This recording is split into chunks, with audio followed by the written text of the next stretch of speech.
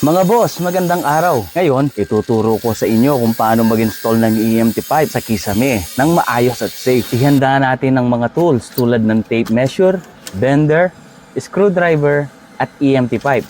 Siguraduhin din nating naka-off ang power supply bago tayo magsimula. Mag-layout muna tayo ng dadaanan ng tubo para pantay at malinis tignan. Pagkatapos, magkabit ng strap o clamps sa kisame bilang suporta. Ngayon, putulin na natin ang EMT pipe ayon sa tamang sukat at lalagyan ng connector bago ikabit sa junction box. Kapag nakaayos na ang alignment, higpitan natin ang mga screw para secured ang installation. And lastly, i-check natin kung maayos ang pagkakabit at ready na para sa wiring. At ayan, simple pero professional na EMT installation. Mga boss, kung may natutunan kayo sa video na to, siguraduhin i-like at i-share para mas marami pa tayong matulungan sa tamang electrical installation. Salamat po!